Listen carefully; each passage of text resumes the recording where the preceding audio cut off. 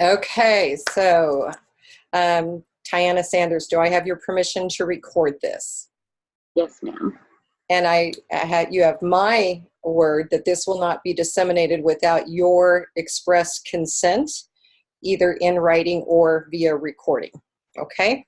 So you have ultimate control over what happens with this, all right? Because this is your story. It's not my story at all. My role, as I see it, is to facilitate and help guide the telling of the story in a manner that is cohesive, because you're living it, so you might be wanting to jump around all the time, and so it's my job to kind of keep you on track. Does that sound okay? So I think the best place to start in this is because we know you have a diagnosis of gastroparesis, which is, in my understanding, a paralyzing of the stomach so that the stomach doesn't make the movements it needs in order for you to digest food correctly. Is that a good description of it? Yes. So at my last testing, I had 2% stomach functionability.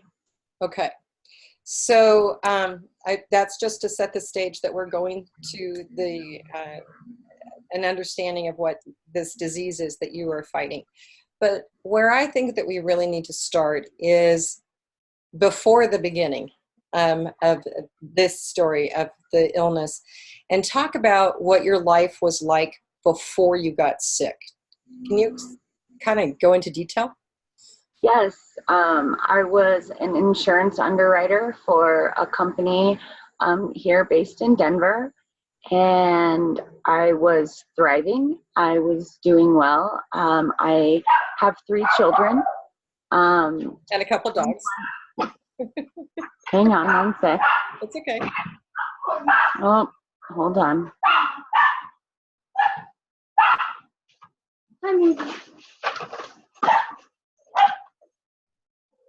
Okay, so sorry. That's okay. I have 3 children. At the time of my illness, I believe I had a 13-year-old, a 11-year-old, and a 5-year-old. Oh my. We lived a very, very, very active lifestyle. Not only were we coaches, but we managed different teams, created football camps, and one of my most accomplished personal accomplishments is that I did the Georgetown to Idaho half marathon. Wow. And loved that so much that I was training for my first actual marathon. Unfortunately, I believe stress, I believe a bunch of things happened, and I got critically ill August 23rd of 2013, and I was rushed to the doctor, and they had no clue what was going on. Basically, I was diagnosed at that time with an interstitial lung disease, which they could find no meaning for. It then turned out that one of the doctors, thank goodness, decided to do what's called a gastric emptying test. What's called a gastric emptying test. And what that does is you literally eat a radioactive egg, and they watch it progress through your body. And well, it's supposed to take 90 minutes for one egg, and I only had 2% of the egg digested in that time. So what they then finally, after months and months and months of diagnosis and testing and all of this, was that my stomach wasn't functioning at all, and any of the food that I would eat, no matter how good it was for me, would rot in my stomach and then aspirate into my lungs.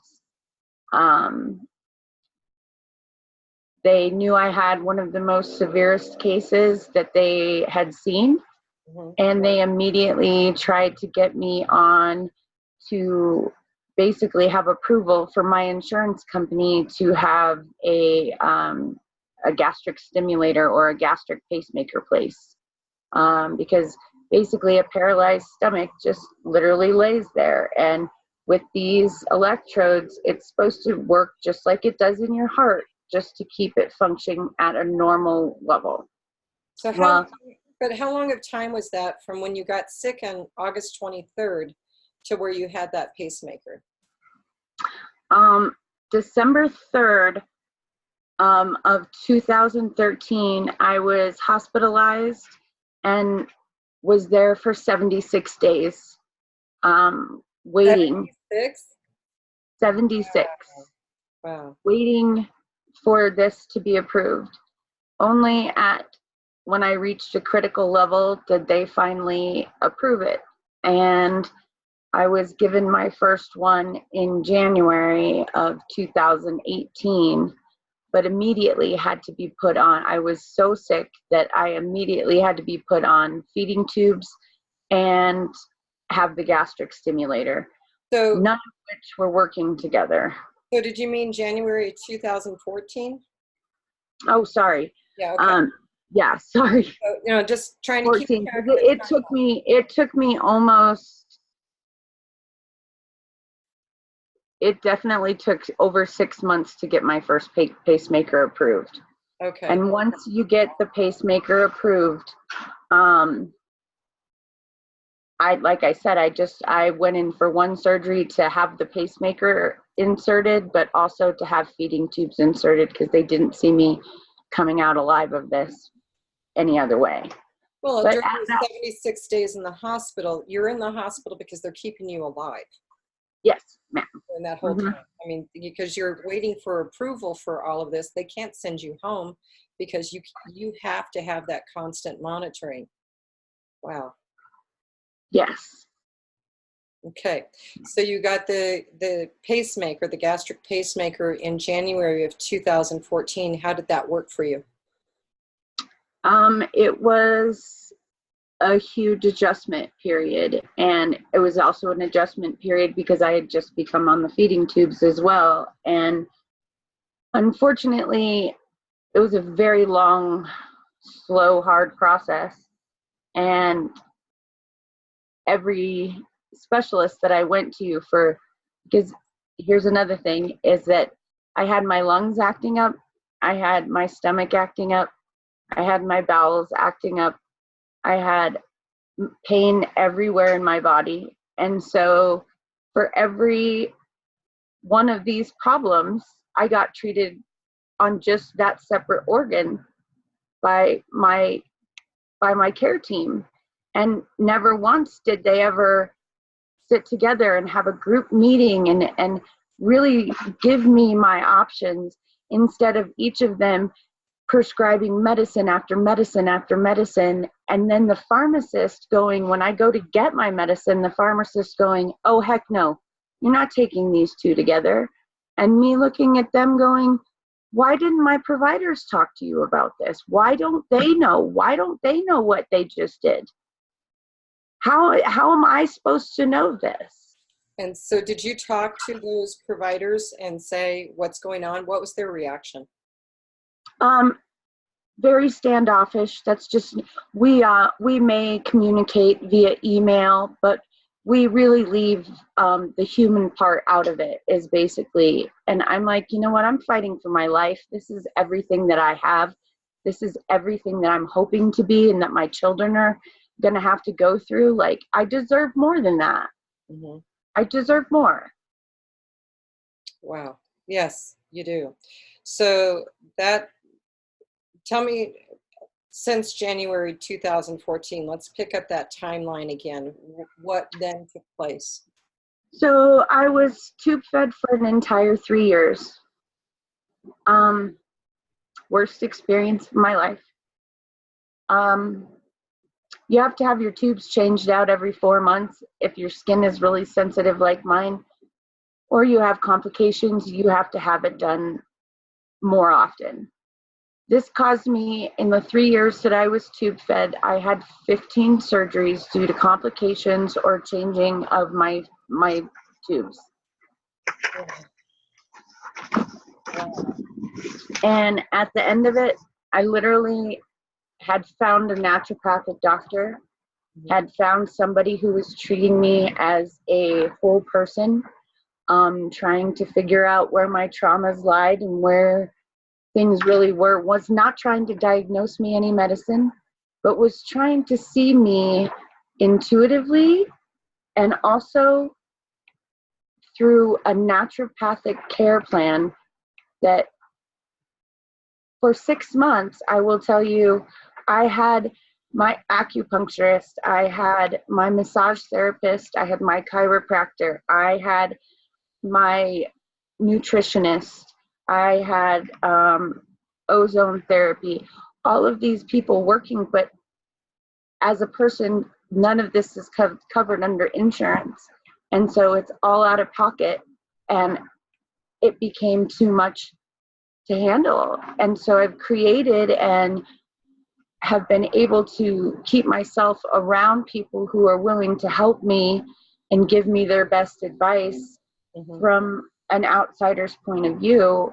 But the naturopathic care point and how they take care of the whole person is what's missing, and what could save the United States of America millions and millions and millions of dollars, not only on prescription medications, but just on herbal remedies that could possibly help before we go to the next level. Yeah. And that's just something that was never offered to me. I had to go out and find it for myself. And somehow magically I've been given this gift of you, of all of our WalkFest friends, of everything that my body has been strong enough to withhold. I know that I'm here for a purpose, and if this is it, like, let's get it done. That's where I'm at. And so glad that you got that care team, and we're going to talk about the financial side in a couple minutes. But how was it working with that care team, with the acupuncturist, the naturopathic, the chiropractor, and the massage therapist? Were you getting better? I wouldn't say getting better. I was in less pain. I was being led in a positive direction down a hallway of hope, instead of, yeah, well, your organs are going to give out and you're going to die. Like, that's it. It's two different worlds that we're talking about. Yeah. A group of people that are willing to walk you down that hallway, no matter how hard things get. Yeah. And always give them your, first of all of these people are surrounded in light and love and have no other interest in you but helping you. And that's what I feel is so key about naturopathic medicine, about alternative healers, about intuitive healers and energetic healers, numerologists. You put it out there, everything's connected, but I had to connect that before I even had a possibility of knowing. And now what I know can help other people. So did you talk, let's go to the financial side, the insurance side. So did you talk with the insurance companies or their medical directors about a different course of action you wanted them to fund? Yes. What happened? And everything was denied. Not even, I mean, I had notes from the doctors stating, why they think it's integral for me to be doing this. My naturopathic doctors are able to do blood work and all of those things. But no, it was never even offered as an option. And that is where I got to change things.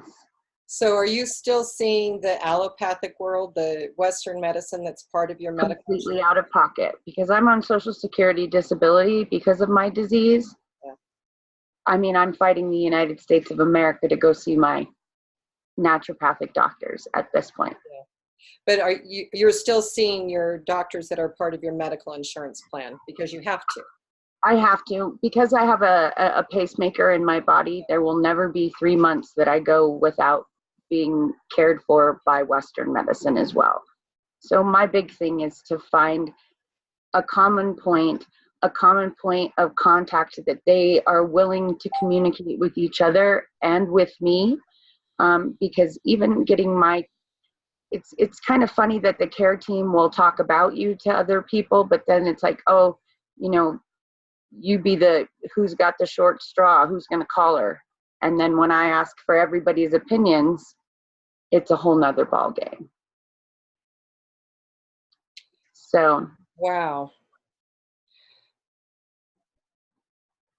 All right. So by doing this video, what is it that you would like to have accomplished? Well, first of all, there's hundreds of thousands, if not a million people with my disease for gastroparesis out there. And each one of us is getting treated like a guinea pig.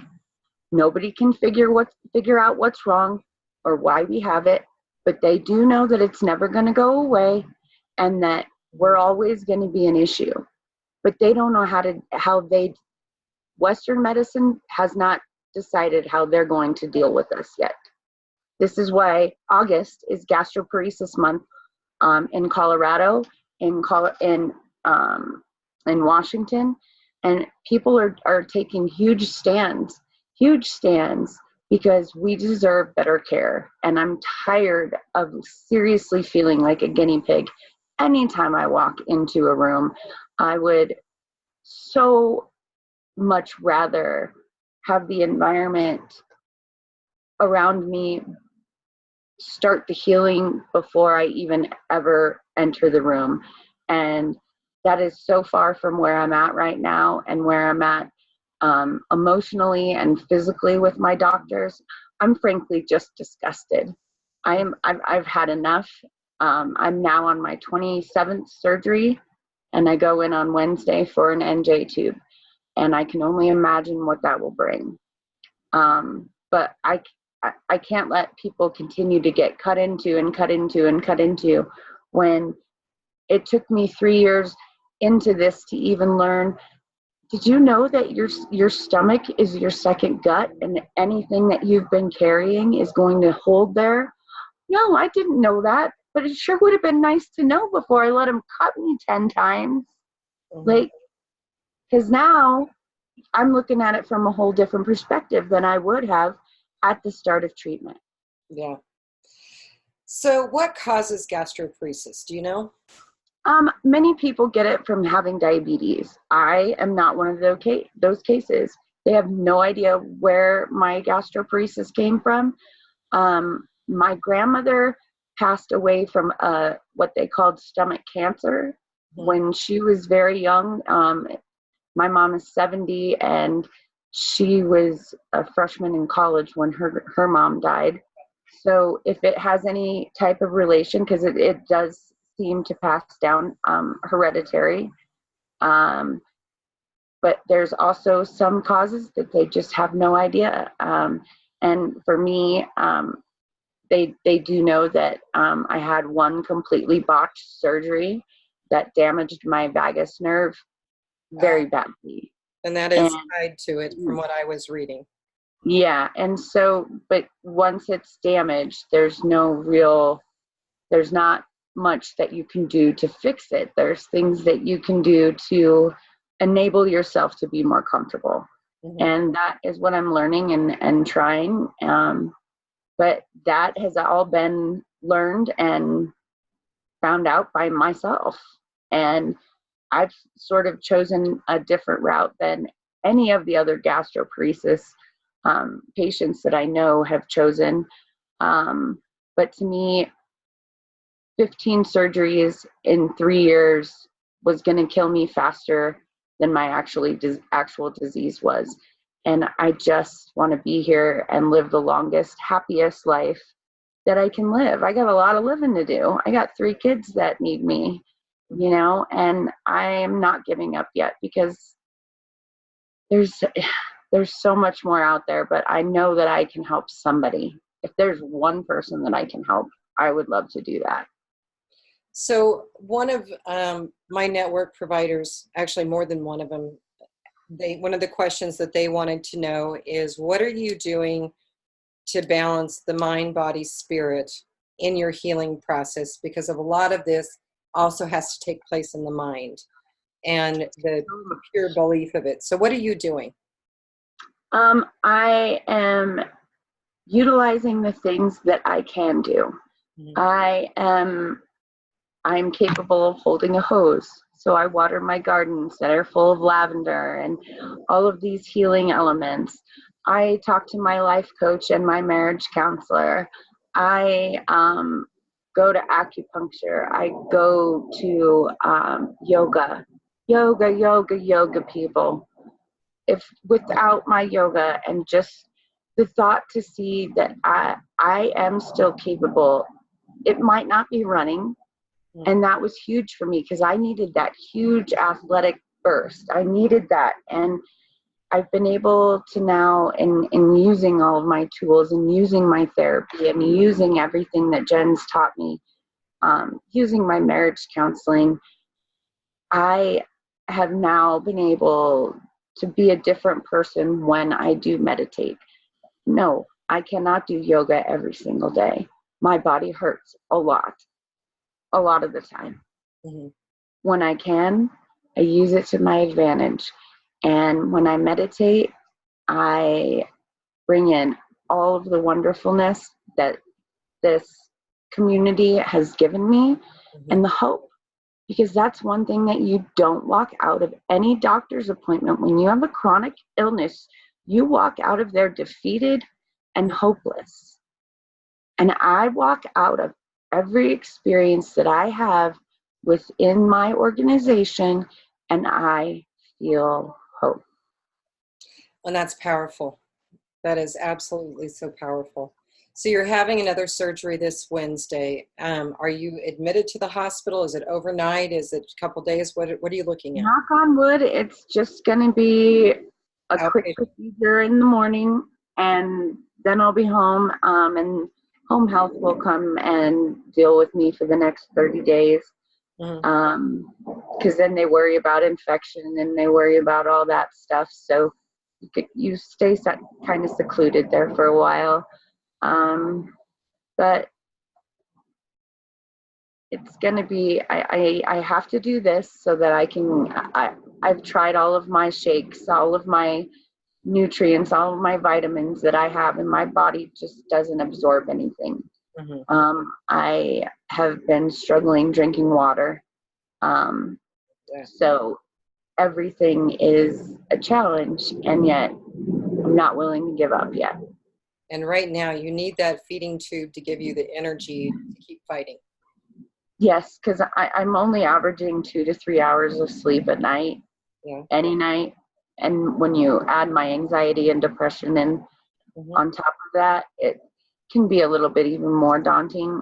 But that just doesn't make me the person that I need to be. So got to work on it. Let's talk about your family for a second. So your youngest was 5 years old. So you've had this for more than half of your child's life. Yes. What's the impact been on your family? Just say goodbye to my kids as I took them back up to college. Yeah. And you can never prepare yourself for every time that they say goodbye to you, because they don't know what's going to happen again. Yeah. And after 27 surgeries and after everything that they've been through, we just don't know. And so we take every single second as a blessing and a bonus. And I keep just making plans, damn it. I just keep making plans. I'm like, no, this is my story. You're not planning to die. You're planning to live. Yes. Yeah. So, but it's hard, and having my little one here and her knowing that Wednesday's going to be a really odd day and that mom's going to look scary afterwards. Like that, it's a whole new world, and it's just adjustments that we've made before and we will make again, and we'll be stronger in the end of it. But it doesn't mean it won't be a fight to get there. Yeah. No kidding. So what kind of a support network do you have around you beside the healers? Honestly, my healers and my full moon groups and my astrologist, and my life coach and my friends like you from WalkFest, that I mean, I am just completely floored coming around at a year and looking at where we are and who I got in my corner now. Yeah. And I think it's just pretty amazing. And like I said, I just keep making plans, and I'm not done yet. And I'm glad that you're not done yet. So I asked you this before, and I'm going to ask it again because we've had some dialogue that's taken place since I asked it. But I'm going to ask it in a little bit of a different way. If you had a magic wand and could change the world of healthcare, of receiving healthcare, what would you be having that magic wand create?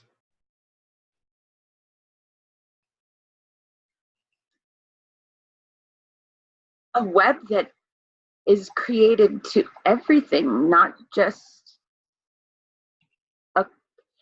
an open web as big as our universe, that has all the possibilities, all the communication, all the wondrous things that this earth has for us, to be given as an option to make our choice easier.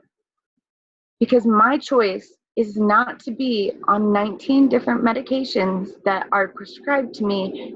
Every single one of them has a side effect.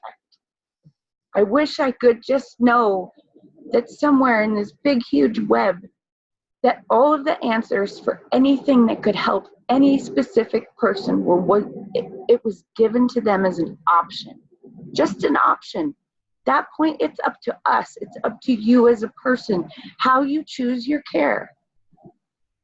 But without being given the big picture, how can you make a universal decision? That's awesome. It's the world that we need to live in. That's all I got. I think that that is a good amount for today. Now, the question that I have to ask of you is, are you ready for this video for me to put it out there in the world, unedited, as we have done it? Yes, ma'am. Okay, I'm going to do that. Oh, I just got the goosebumps and chills. So let's see where this goes. What I would like to do is, after you get the feeding tube in, is let's have another video. Okay. And see where you are, and follow your journey, and because I think that's part of this process. And I still have the recording going, so for those who are watching it, you're hearing our conversation. But I think that it's really important, if we're going to tell Ty's story, we need to show what your journey is. And as ugly, as horrible as it may be at times, and as beautiful and as bright as it will be at times, let's put it out there and see what change we can manifest in this world. You and I are both former insurance people. I'm not a healer in the sense of the people who are coming to aid to heal you. But maybe we can heal the system and fix something that is out there, and find some paths and get some people to wake up and realize that, you said it more beautifully than I ever could. So I'll stop with that. Well, blessings. Thank you. I had a beautiful day with you. Oh, and I did with you. And I'm going to stop the recording now. So for those watching, stay tuned for the next part.